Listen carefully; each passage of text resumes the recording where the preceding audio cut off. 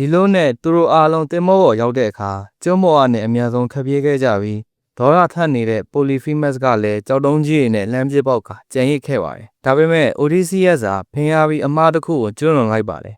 ်သူကဘလူးကြီးကိုနာမည်ဟာနိုဘာတွေမဟုတ်ပဲ Trojan စစ်ပွဲရဲ့နာမည်ကျော်သူရဲကောင်း Odysseus ဖြစ်ကြောင်းလမ်းအော်ပြောမိလိုက်တာပါဒီအချက်က Polyphemus ကိုသူ့ရဲ့ဖခင်ပင်လယ်နက်ဖျား Poseidon စီမှာလက်စားချေဖို့တိုင်တန်းခွင့်ပေးလိုက်သလိုဖြစ်သွားပါတယ် Poseidon ဟာသူ့သားရဲ့မျက်လုံးကိုကန်းအောင်လုပ်လိုက်တဲ့အတွက် Odysseus ကိုချိန်စာတိုက်လိုက်ပြီးသူ့ရဲ့ခီးစဉ်တစ်လျှောက်မှာစစ်တီအားလုံးဆုံးရှုံးအောင်မှာဖြစ်သလိုနေရက်ကိုမပြန်နိုင်ခင်10နှစ်တိုင်တိုင်ပင်လယ်ထဲမှာလေးလင့်နေစီကိုစီရင်လိုက်ပါတော့တယ် Odysseus ဟာဒီချိန်စာကိုမသိရှိပဲAeolia ကျွန်းပေါ်ဆိုက်ရောက်သွားပါတယ်။အဲ့ဒီကျွန်းကိုအုပ်ချုပ်တဲ့ဘုရင် Aeolus က Odysseus ကိုလေပြင်းတွေထည့်ထားတဲ့တေးအိတ်တအိတ်လက်ဆောင်ပေးလိုက်ပါတယ်။ဒီအိတ်ကိုစနစ်တကျအသုံးပြုမယ်ဆိုရင်အိမ်ကိုအမြန်ဆုံးပြန်ရောက်နိုင်မှာဖြစ်ပါတယ်။ Odysseus ဟာလေအရှိန်နဲ့ရွက်လင့်လာရာသူတို့ရဲ့နေရက်ဤကတာကျွန်းကိုတောင်လှမ်းမြင်နေရပြီဖြစ်ပါတယ်။ဒါပေမဲ့ကမ်းခြေနားကိုရောက်ခံနေမှာပဲသူ့ရဲ့လူတွေကအိတ်ထဲမှာရွှေငွေရှိရလို့ထင်မှတ်ပြီး Odysseus မျက်ကွယ်မှာအိတ်ကိုဖွင့်ကြည့်လိုက်ကြပါတယ်။အဲ့ဒီအခါလေပြင်းတွေအားလုံးတပြိုင်နက်တည်းထွက်လာပြီးတင်မောတွေကိုပင်လယ်ထဲစီပြန်လည်လွှင့်စေသွားသေးခဲ့ပါတယ်။သူတို့ဟာ Aeolia ကျွန်းကိုပြန်ရောက်သွားပေမဲ့ဒီတစ်ချိန်မှာတော့အရင်လိုလဲကြိုးစုံချင်းမခံရတော့အောင်ဘယင် Aeolus ဟာနတ်ဖျားတွေရဲ့ချိန်စာကြောင့်သာ Odysseus ပဲရောက်လာတာလို့ယူဆပြီးသူ့ကိုကူညီဖို့ညှင်းဆန်ကနတ်ဖျားတွေရဲ့အမျက်ဒေါသကိုမခံရလေအောင်နန်းတော်ထဲကနေမောင်းထုတ်လိုက်ပါတော့ Odysseus ဟာ Poseidon ရဲ့ချိန်စာရှိနေမှန်းမသိသေးပဲဆက်လက်ရွက်လင့်ခဲ့ရာ Lasatara Gonia စိတ်ကမ်းကိုရောက်ရှိတဲ့အခါကင်းထောက်3ဦးကိုကျွန်းပေါ်စ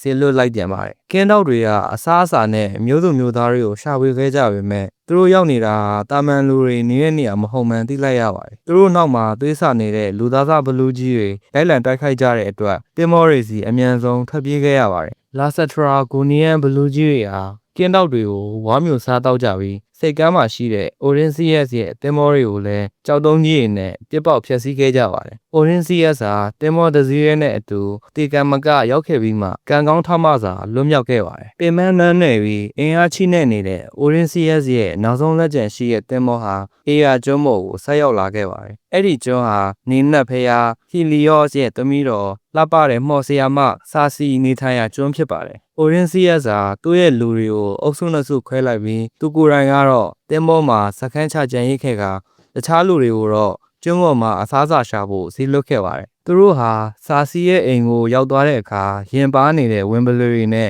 ချင်းသေးတွေကစာစီရဲ့ခြေရင်းမှာဝစ်စင်းနေတာကိုတွေ့လိုက်ရပါတယ်စာစီကသူတို့ကိုအတူစားတော့ဖို့ဖိတ်ခေါ်ပြီးဘာလီဒိန်ကဲဝိုင်းတွေကိုတဲခင်းပေးခဲ့ပါတယ်ဒါပေမဲ့အဲ့ဒီအစားအစာတွေထဲမှာလျှို့ဝှက်ပစ္စည်းတစ်ခုထည့်ထားမှန်းသူတို့မသိခဲ့ကြပါဘူးစားတော့ပြီးလာတဲ့နောက်မှာသူတို့အားလုံးအိမ်မောကျသွားခဲ့ပြီးနိုးလာတဲ့အခါမှာတော့သူတို့ဟာလူသားပုံစံမဟုတ်တော့ပဲဝက်တွေအဖြစ်ပြောင်းလဲသွားပါတော့တယ်အဲ့ဒီအုပ်စုတွေကအစားမစားခြင်းတဲ့အတွက်ဘေးကနေစောင့်ကြည့်နေခဲ့တဲ့လူတစ်ယောက်ဟာဖြစ်ပျက်သမျှကိုမြင်တွေ့လိုက်ပြီး Odysseus ကိုအပြေးလာသွားကသတင်းပို့ခဲ့ပါတယ်ဒီသတင်းကိုကြားရတဲ့ Odysseus ဟာသူ့လူတွေကိုကယ်တင်ဖို့ချက်ချင်းထွက်ခွာခဲ့ပါတယ်လမ်းမှာနတ်ဖျားတွေရဲ့တမန်တော် Hermes နဲ့တွေ့ဆုံခဲ့ပြီး Hermes ကသူ့ကိုကူညီဖို့အတွက်မိုလီလို့ခေါ်တဲ့မှော်ဆေးပင်ကိုပေးခဲ့ပါတယ်။စာစီရဲ့မှော်အတက်တွေကနေလွတ်မြောက်ဖို့အတွက်အဲ့ဒီဆေးပင်ကိုစာစီရဲ့ဆေးရည်တွေထည့်ဖို့လဲHermes ကလမ်းညွှန်ခဲ့ပါတယ်။ Odysseus ဟာစာစီစီချင်းကပ်ပြီးအတူစားတော့တဲ့အခါသူဟာလူသားပုံစံအတိုင်းရှိနေတာကိုတွေ့လိုက်ရလို့မှော်ဆီယာမလေးဟာအံ့အားသင့်သွားပါတယ်။အဲ့ဒီနောက်မှာတော့ Odysseus ဟာသူ့ရဲ့ဓာတ်ကိုဆွဲထုတ်ပြီးသူ့လူတွေကိုလူသားအဖြစ်ပြန်မပြောင်းပေးဘူးဆိုရင်တပ်ပစ်မယ်လို့ချင်းချောက်လိုက်ပါတယ်။စာစီဟာကြောက်ရွံ့သွားပြီးဝက်တွေကိုလူသားပုံစံပြန်ပြောင်းပေးခဲ့ပါတယ်။ Odysseus ရဲ့သူရဲကောင်းဆန်တဲ့လုပ်ရက်တွေအပေါ်စာစီဟာအထင်ကြီးသွားပြီး